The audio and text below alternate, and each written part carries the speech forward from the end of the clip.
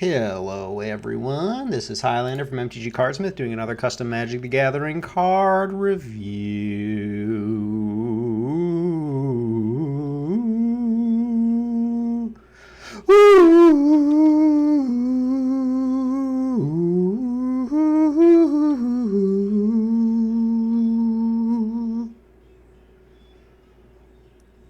And today we're reviewing a card by our friend Ashdust. Ashdust has requested that we review this card, Althea Radiant Font-Maid. Radiant Font-Maid. Just look at her. She's got... This is like straight out of a Lisa Frank thing. Lisa Frank thing. Okay, so this is Bant. I don't want to hear none of that, what brokers nonsense. This is Bant, mofos. Bant! Alright, so it's a legendary creature, human druid, and it's a 1/4 for 4. Alright, so stats are bad, but that doesn't mean the card's bad. We just gotta look at the abilities. So what do we got here? We got a Scry Link. Damage dealt by this creature also causes its controller to scry that many cards. I see. Okay. Interesting. That's pretty cool. I think that's neat. Okay, 1 tap, Thrive X, where X is the number of creatures you control. All right, before I read this flavor text, I have to check. Excuse me. I have to check. Is Thrive like a real mechanic or is it a fake mechanic? Let's check. Thrive. 0 cards where the text include Thrive. Okay. Fake mechanic it is. All right, so X is the number of creatures you control. Create a token that's a copy of another target non-token creature you control with mana value X or less.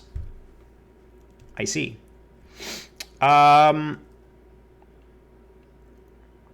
Okay. Okay, so first of all, I like Scrylink. This is cool. This is cool. I like it.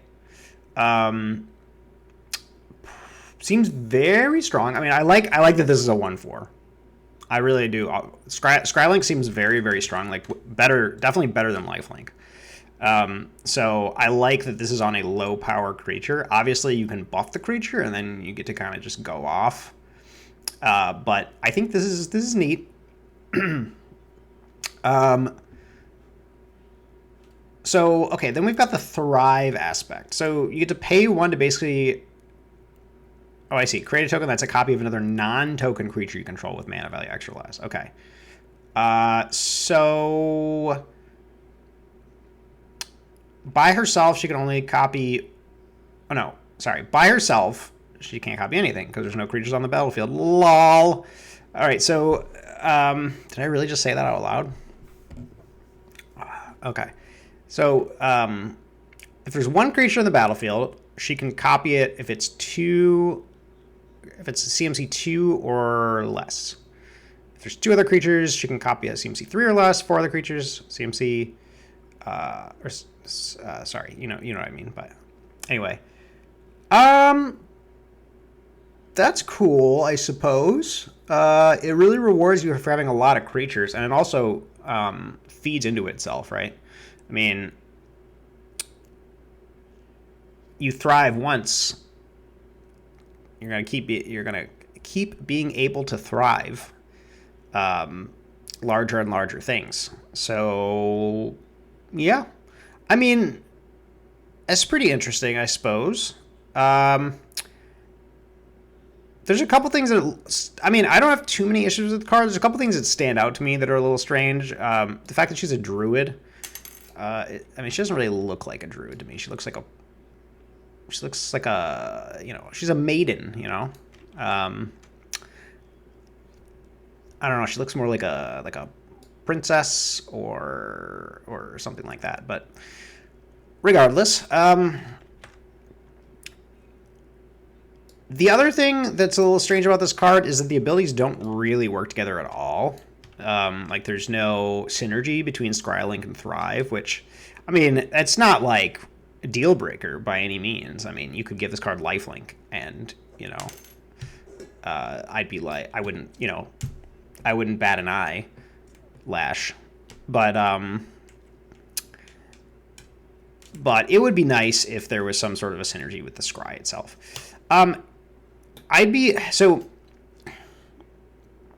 The one issue with kind of putting scry link on this is that you're going to get a lot more scries off if you're able to attack. And at 4 mana, at 1/4, her chances of actually getting it, like attacking and not dying, are pretty low. So really, based on the stat she has, this is really more of an attack deterrent, right? Like she's got close to wall stats, right? So if they have multiple creatures that are let's say they have like 2 3/3s, they're gonna think twice about attacking their 2 3/3s into your 1/4 because you're gonna get to scry 1, right? So that's really the main thing that Scrylink is doing here, which is fine. There's nothing wrong with that. It's just sort of a minor upside, I would say. And then we've got this Thrive thing. The name Thrive. Okay, let's go ahead and just do the old define thrive. Okay, grow or develop well or vigorously, prosper, flourish. Yeah, I mean it kind of works. It's not like the like Thrive to me would sort of mean like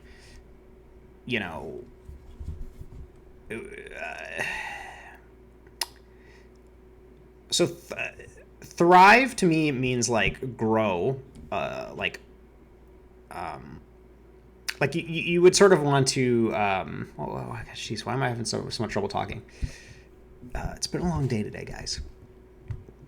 Okay, so Thrive to me sounds like something that would allow you to create creatures quickly, lots of creatures quickly, go wide, as it were. Now this does do that, but so like if you just told me like there's a mechanic called Thrive X, and then you didn't tell me anything else about it, I would say like, okay, so Thrive X probably either puts like counters on something or makes like X tokens, right? Now in this case, you're creating only one creature, and you're limiting like the size of the creature that you can create a copy of. So like it's not the end of the world. It's kind of a nitpick, but it seems like perhaps you could find a better name for it. Who knows? But overall, this is I think a fine card. I mean, this ability seems very strong. So like definitely the best part about the card. You're only paying 1, and you're copying something, at least a CMC2. The other thing is like you can keep copying the same thing, so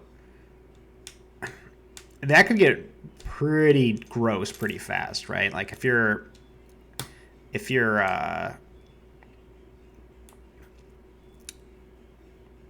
copying, I don't know, blade splicers, for example, right? I mean, you're gonna just like go nuts for donuts, or like copy like master splicer, even better, right? Gives pumps all your creatures. There's definitely like a lot of pretty disgusting things you can do with this. What's kind of funny is you can also kind of like do like a Kiki combo, except you have to pay 1 for every creature. Like if you copy a Pestermite, untap it, copy a Pestermite, untap it, copy a Pestermite. I guess it doesn't give haste, so you'd have to do that in a turn or something. But yeah, and you can do it instant speed, so you could do it on their turn. You could do it. I mean, this is very strong. Don't get me wrong. This card, you may want to consider making the sorcery speed, because otherwise, like,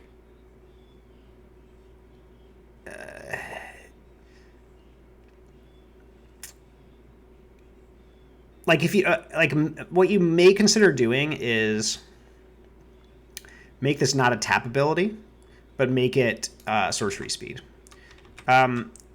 Another option is to make this cost X. I'm not sure if that works. Like if you say like X tap, thrive X, X is the number of creatures you control. You'd have to reword it a little bit, I think, but that's another possibility too. So some options. I mean, this card seems quite strong to me, which is fine. You know, you could also just bump the rarity maybe. It doesn't quite feel like a mythic to me, but certainly this card can get very out of hand.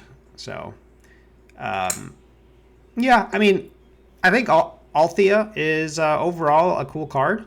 I like it. I'm interested to see sort of a little bit more play with Scrylink. Like, I'd love to see like some like 1/1s with evasion that have Scrylink, or you know, who knows?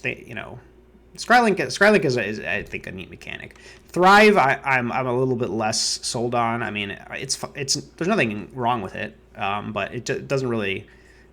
There's not a whole lot of design space here, right? It's just like you're copying creatures and you're limiting their mana value basically.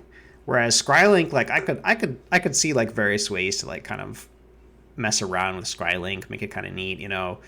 Have like a 1/1 unblockable. It costs 2 that has Scrylink, or you could have like a creature that has Scrylink that you could like, you know, pay like 4 mana to give it +2/+2 or something, and then you're like scrying for 3 cards. You know, I don't know. There's like room to really play around with Scrylink, I think, and Thrive is very flat as far as like the design space around it. It feels like so. But again, there's nothing really wrong with that. It's just me, you know, vomiting words on you. So.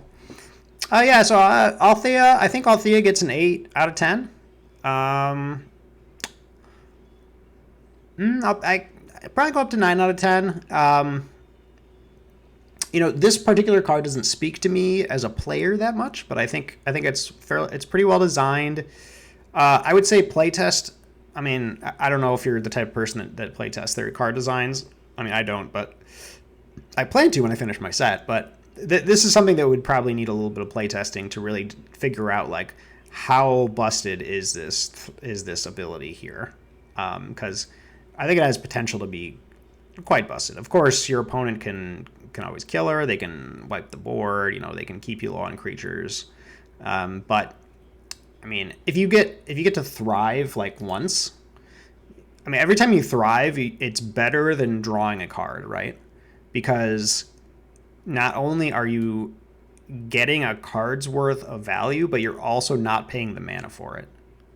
So it's like, I mean, you're paying 1 mana, but like 1 mana for a 2/2 or for a 2-drop, that's good. And the higher your X goes, the more of an advantage you get there.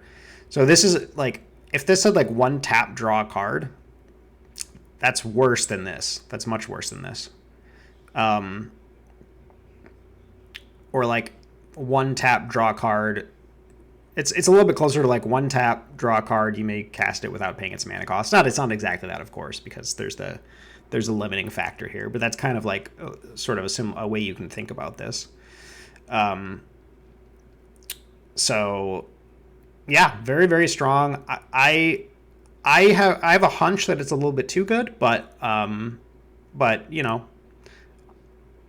I'm not convinced. So I would just say, you know, play test it if that's your thing. But otherwise, I like Althea, 9 out of 10. And I also don't think she's a druid. She's a Font-Maid. She looks like a Lisa Frank princess. All right, thank you guys for watching. I'll see you next time.